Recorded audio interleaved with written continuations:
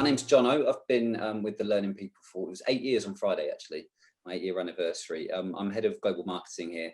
And being with the company for 8 years at any company is a long time. And I think it's testament to the kind of exponential growth that we've seen throughout that time.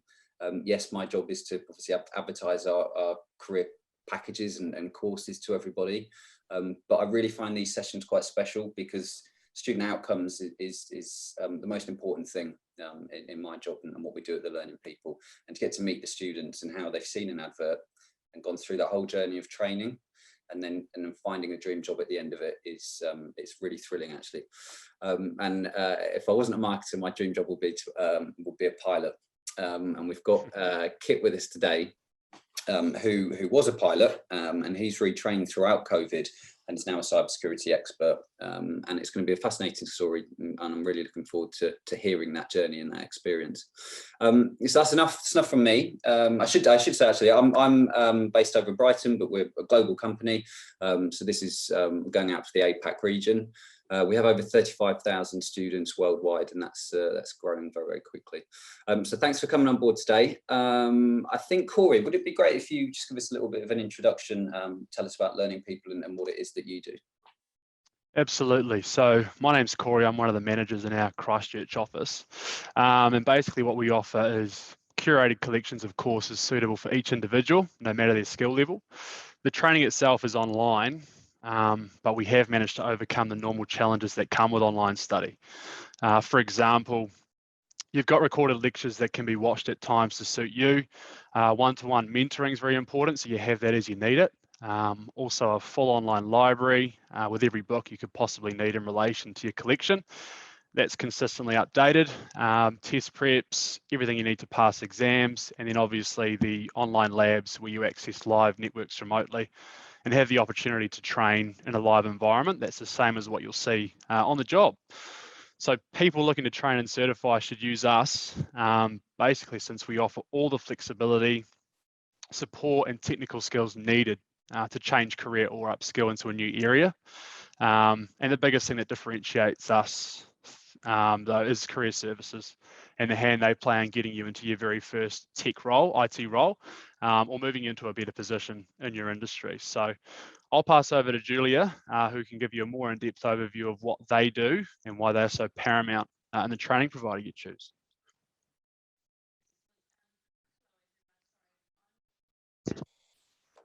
We've got you on mute, Julia. Sorry about that. Not going very well today. I'm Julia Gear, the head of career services for APAC. Sorry, I have got Harriet on my Zoom headline, but it is Julia Gear. So within our team in career services, we are a team of ex-recruiters. Well, when I say ex, we are ex-agency recruiters. And what we do, our sole purpose of our role is, once you're enrolled with us, is to help you navigate that employment journey, employment market journey, especially if you're transitioning from industries. And to be honest, most of our students are career changers. I would say 90 to 95% of our students are career changers. So within your first week of enrolment with us, you are allocated a dedicated student care consultant, who helps you with your training journey, but then you're also introduced to career services. So we contact you within your first week of your training. Some people choose to work with us immediately, because what we found during challenging times during COVID, some people are out of work and some people are working. So we can start working with you immediately. It just depends on your circumstances. Or if you want to get your head around the training, you're feeling comfortable with everything, we can keep checking in with you on what you're wanting to do in a few months' time. So once we've assessed when you're wanting to start working with career services, again, you're allocated to one person that will be looking after you. We roll out our 3-phase process. And with our 3-phase process, the first part is really getting your CV and your LinkedIn profile looking really good. Some of you may not know what LinkedIn is, so we'll introduce you to that platform, social media platform. It's a really effective way to network, keep in touch with people within the industry, hiring managers, but also to your global peers, to see, you know, any news, anything else is happening within the industry worldwide. The second phase is really we go through that networking process. So how you use LinkedIn. A lot of people get confused with LinkedIn that it is, you know, if you've got a flashy looking profile up there that you'll get noticed and attention, but it's how you use it. So we will coach you through that process, how to get your name out there, how to build that confidence. And it's really rewarding actually when you see students that have never used it before. And then all of a sudden within a couple of months time, they are experts at it and plastering things all over LinkedIn and so forth, which is really, really rewarding to see. And the final phase is really interview preparation. So we'll go through interview prep and coaching with you, what style of interview potentially it might be. Most interviews nowadays are a behavioural based style interview. So we will coach you through those questions that potentially might be asked. As long as we've got a job description, we are pretty good at anticipating those questions of what we can go through, and we'll practice those. You may want to do that on Zoom with us. You may have silly questions about what to wear to interview. We'll coach you through that. And we're all proficient with psychometric testing as well, which is very common within the workplace now. And within a technical based role, quite often you're actually tested on your online technical skills as well. So we're there as your cheerleaders on the side, helping you navigate that process. We have really good success stories with our students getting work. What we do within career services is effective. Our averages are really high. And as I said before, most of our students don't have a previous background within the industry. So what we do is coaching you through that process to make your image, your resume, your LinkedIn profile effective and marketable. Excellent. That's it from me. Thanks, Julia. That's a great insight, and as Corey said, you know, one of the key reasons why people come to us, whether you're a career changer, a career starter, you want to upskill, is that job placement support and landing your dream job at the end of it, and career service is really pivotal for that. And I think it'd be great to talk to Kit about that now. So Kit, thanks so much for joining us for this session. I'm especially keen to understand your story. I love flying. I love tech in general. So why don't we start by you telling us just a little bit about where you were when you came to the Learning People, what it was you were doing, and that journey transitioning into cybersecurity. Yeah, cool. Well, so I was a pilot with Virgin Australia. So we were based in New Zealand. So we had bases in Auckland and Christchurch. And with COVID coming along, the company was in a bit of a financial trouble anyway, and it was quite an easy decision for them just to cut the whole New Zealand base. So I was out of a job, and I was looking at kind of different things I could do, and I'd been interested in cybersecurity and in the IT world, and just through a couple of conversations with a couple of different people, and then I spoke to some people at Learning People, I decided that, yeah, that is what I want to get into.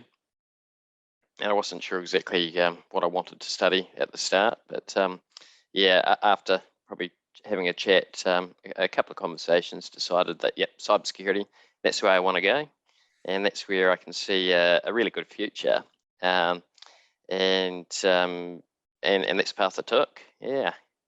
So you're now a cybersecurity advisor at Datacom.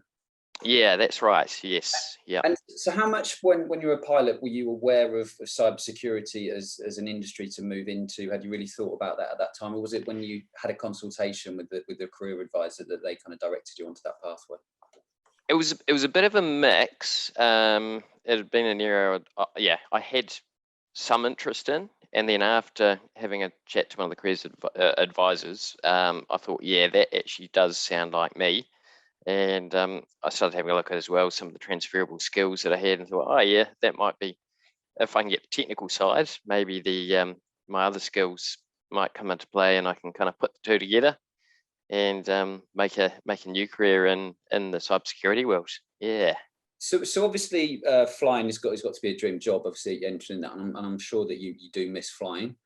But why cybersecurity? Because being affected by COVID, is it that you wanted to move into something that was sustainable and future proof? Away from Yeah, 100%. Yeah, I mean, I definitely miss the flying, but especially in this part of the world, that's not really. There's not going to be anything around, and I could move overseas, but I thought, what's a job that I can do from Christchurch, and where my children are happy being at the moment, and something that is going to be kind of future proof, so that I can be here for now, and then later on you can do remote work, everything like that. And as we've actually seen, and with Christchurch possibly going into lockdown later today, everybody's kind of just leaving the office, heading back to work from home, so it's doesn't really have much of an effect. Yeah, absolutely. Yeah, obviously, I was talking about going into lockdown. So, well, it is obviously one of those roles where you can do it from home. And yeah, so let's talk about the training then, because you've obviously found a job fairly quickly within after taking your certifications. So, can you tell us about the certs that you took, and then how you work with career services, and how quickly you got your job with Datacom?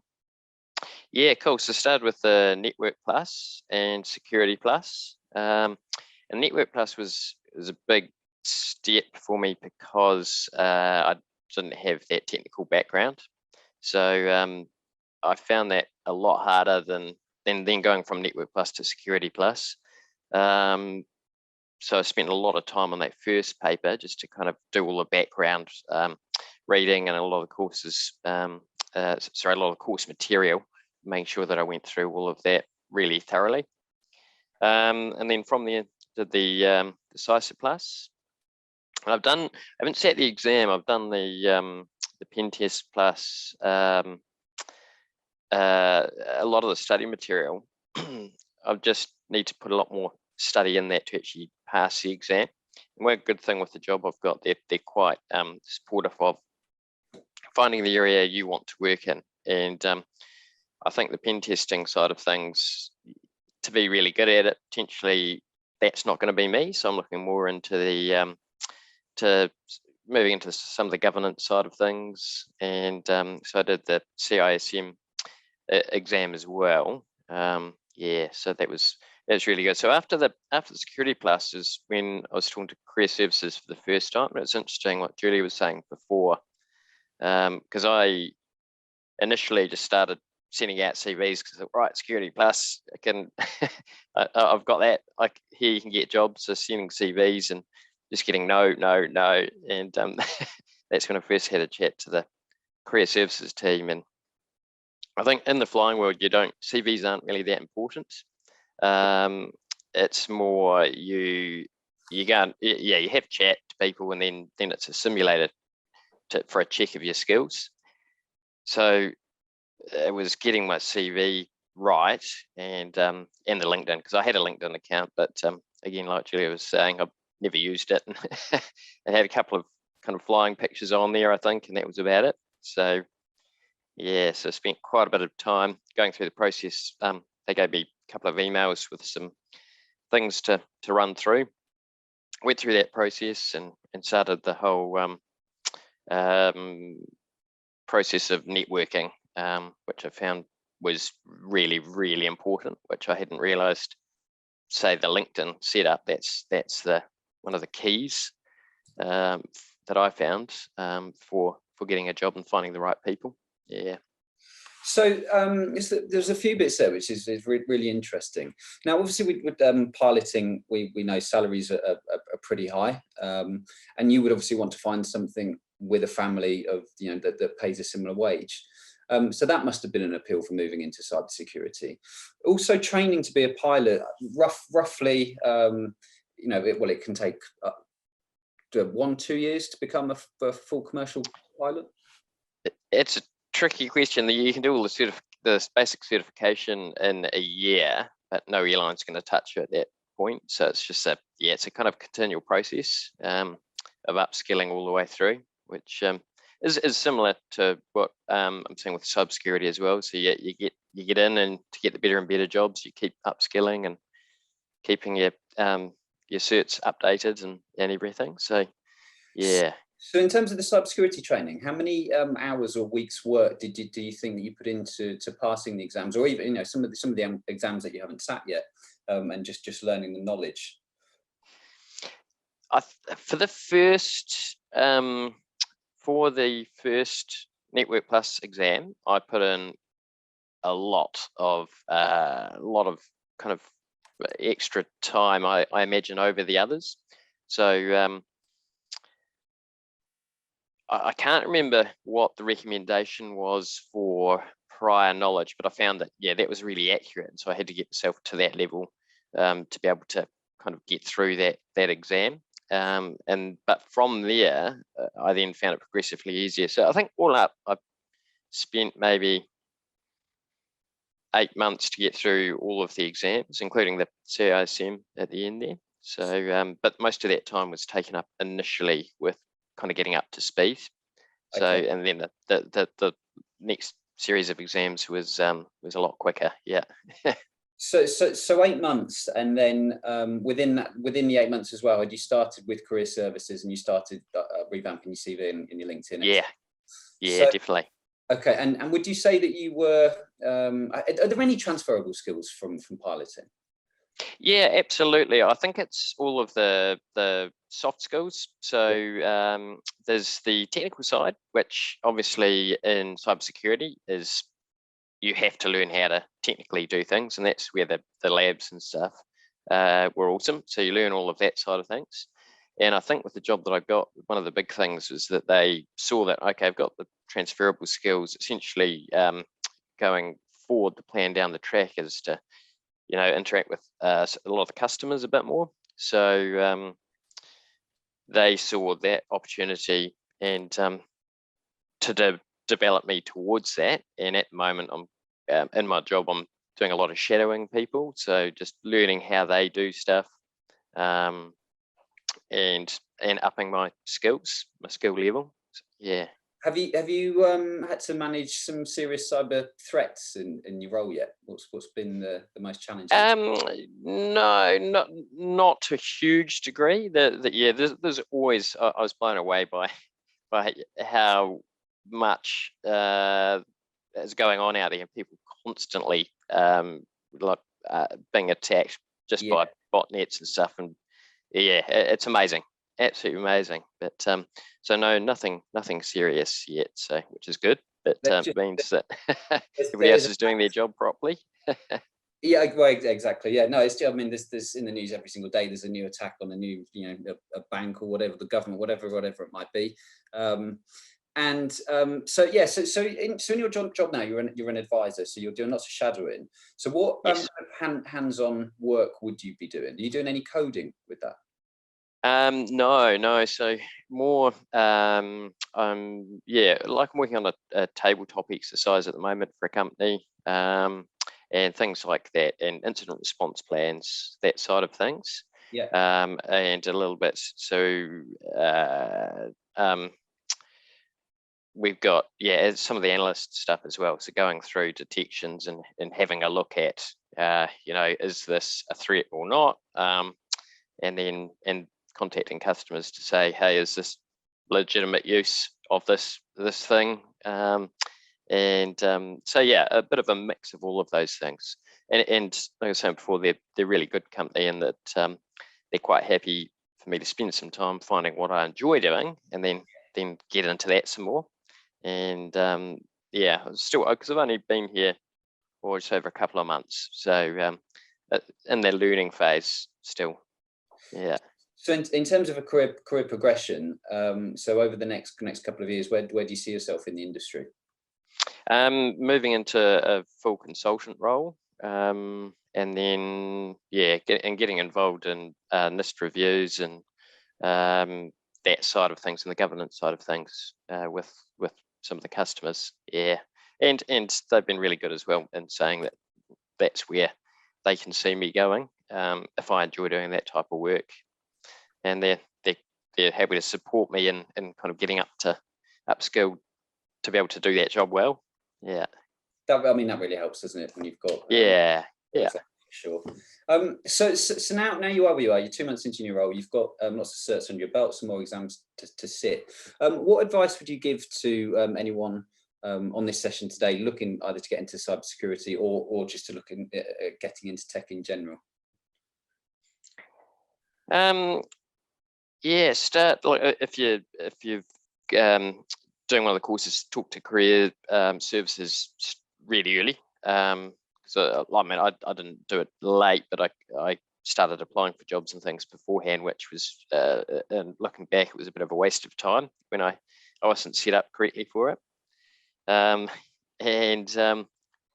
Yeah, spend some time getting your CV and your LinkedIn profile right. Make sure you get into the networking. So just go to events. I went to several events, and it was actually really good. There were people from all these companies, and they have their name tags and say who they're with, and I put student on mine, and a couple of times people would laugh, and it was a great conversation starter just to say g'day to people. So get out there and just keep trying. We've had some interns here just recently who there were some jobs that potentially were available, and I'm not sure that they all applied for them, but it's just making sure that you're aware of what's going on around in the industry as well, and yeah, keeping up to date and just keep on trying. You got to keep on trying, and you got to be proactive to make it happen for yourself as well. So yeah. Julia, I'm sure you'll say that a part of being successful is just immersing yourself into the industry or going into it, whether it be cyber, coding, project management, whatever it is, just really get involved. Absolutely. I think one of the job boards are really hard to get an indication of the volume and level of role out there, because what quite typically does happen within IT recruitment is that they won't advertise. So that's when coaching our students through the networking phase, like Kit's chatted quite about extensively, going to networking events and things like that are really important, because if they're not advertising your jobs, how are you going to get access to them? So that's how we coach you through that, because not unfortunately, but a lot of what an IT recruiter will do is headhunting. They won't just put a job on a job board and hope for people to apply. So that's where the education process comes through from career services, because we've worked in the industry where, agency recruiters, we know how it works. We're not fluff an HR piece where recruiters, let's get you certified into work, and that's our job. You know what I mean? Yeah, and Kit mentioned quite a few of the certifications there, and anyone who's on this session who don't know what the CompTIA A+ is or the CISP, that's what our guys, our career consultants, they're here to demystify the industry, and we only partner with the biggest accreditors in the world, so we can bundle the career collections courses together to create a collection, so you'll be career ready at the end of it. But the best thing to do is to obviously to speak to a career consultant to ensure what it is you're looking for and if you're suitable for it. So I think it would be good to just speak to Henry and Corey, and we've got some questions that the guys have sent in. First one is sent in from Sharon. If you could answer this one, Corey. Sharon says, which specialisms in IT are the most in demand at the moment, or will be in the future? It's quite a mix. The big three are obviously cybersecurity, cloud, and development, more in the data side of things. Obviously, as companies move to cloud-based systems and databases, the demand and growth of cloud roles is pretty hard to ignore. But also in the same way, hacking and cybercrime is trending upwards as well, and no company is safe. And that's really why it's so dire at the moment. Every company can get hacked. So they all need to have some kind of cybersecurity, either team member on site, or they will go to a consultant like Kit will be one day. And then with everything moving online, having a presence online is absolutely essential for a business's survival, particularly during lockdowns and things. Companies had to move online, clothing stores, retail stores all had to go online. So development roles are increasing, but also the data analytics, data science side of things as well. The amount of data in the world is doubling every year or something ridiculous like that. So data analytics and data science jobs are growing very, very quickly. So yeah, cloud, cybersecurity, and development, particularly in data. It's interesting you say about retail, especially. I mean, the streets of London, they're just the shops are disappearing, and obviously everything is moving to online. The whole world is moving to digital transformation, and with that comes the risk of cyber attacks. Henny, Dan asked the question: how do you get a role in cybersecurity with no experience? Yeah, it's a good question. The first step is getting internationally certified. It is quite simple to start that process. The reason for that is the training is very skills based. So you're training on a live environment and on a network where you're actually building the skills for the roles. The market is currently in a skills crisis. So by having the international vendor certifications from the leading organizations like CompTIA, like Cisco, like the EC Council, you're going to gain those skills to show that you've actually worked on those networks. And then obviously, as we've mentioned, once you're trained within the learning people, you'll get that support from the career services team. So they are then going to help you with your CV, with LinkedIn, cover letters, how to actually navigate the market as well, understanding, what social events to go to, because people wouldn't ever think that that would be something necessary to do, and to build the confidence to go to those sorts of events as well. And interviews have changed a lot. Some of them are, via Zoom. So it's different preparation that you have to get prepared for.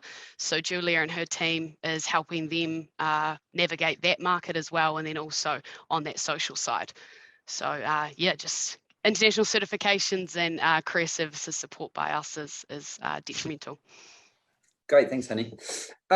Julia, this is a question that we get asked from a lot of people. We enroll students of all ages. And Miranda's asked a question: I'm 53 years old. Can I break into the tech industry? You're not that much older than me, Miranda. So, but absolutely, you can crack it. It's just like every age group. What you need to obtain are the certifications or qualifications that the industry desire.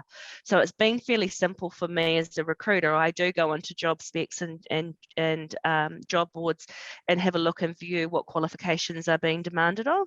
And all the certs that we are selling through CompTIA, Azure, AWS, Microsoft, so forth, are the desired certifications. That's the key difference, is that if you need to do the right training that's going to get you into employment.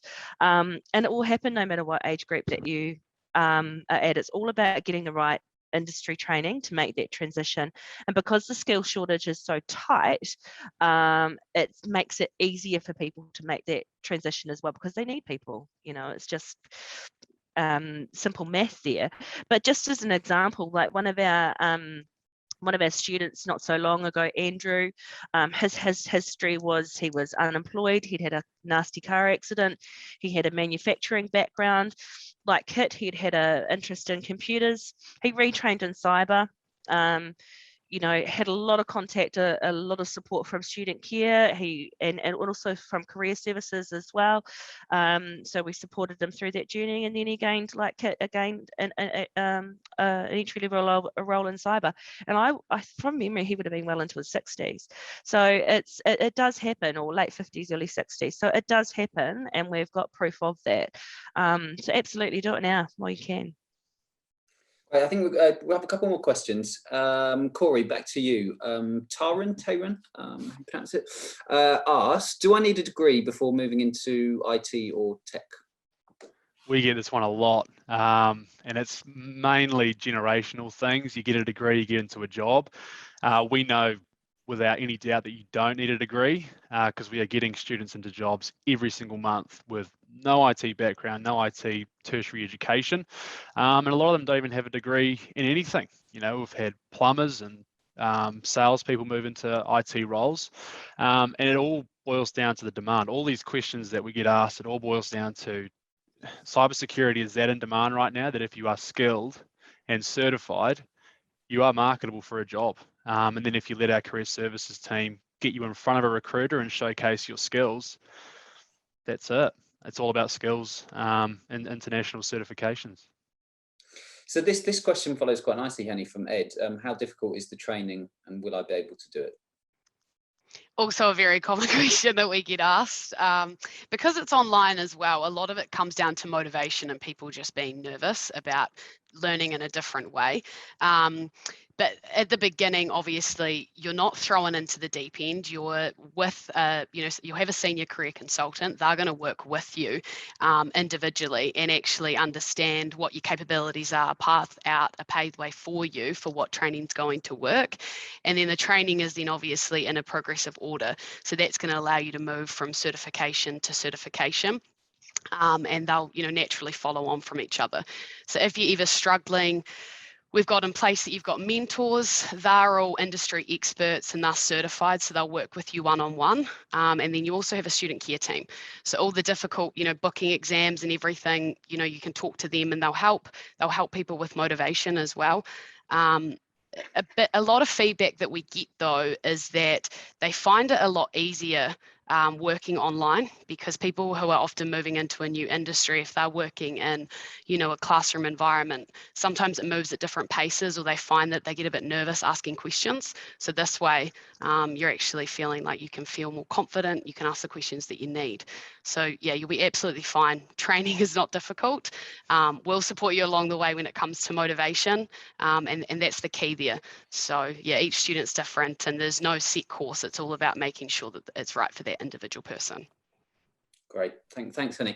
We'll just finally, Kit, just a couple more questions for you, please. First one is, what's the most exciting part about your role and being involved in cybersecurity? It's probably just seeing, it's like I said before, that seeing how much is going on out there and actually seeing that you are having an impact on protecting some of these companies. It's pretty cool to see that happening and see it happening in real time, and then also to be able to see some of the companies that kind of come in and have no idea at all, and then be pretty shocked when they realise the position that they're in and how vulnerable they are, and then to kind of see them. I've only really seen this properly with one customer in the time I've been here, but then even just the initial position, they're suddenly in a much better position, that they're no longer the low-hanging fruit and going to be attacked. And it's quite cool. And would you say 2 months into your new role, it was worth the investment? Yeah, definitely. Yeah. It's I was working all the way through while I was training and doing a series of jobs that wasn't really enjoying, and it was kind of the motivation to keep studying and to get into something that I really enjoyed, and by getting those certifications showed that yes, I can do the technical side of it, and got me in front of them for an interview. Yeah, so it's definitely worth it. Fantastic. Well, I hope you've inspired everyone who's joined us today to kind of just go for it, and that's really where you've got to start. So give us a call, speak to a career consultant. We'll demystify the industry, work out what the right pathway is for you, and before you know it, 8 months you could be in a new career. So we'll send out this recording, and I think that's about it from GOP, guys. Thanks so much for joining us, Kit. Cheers.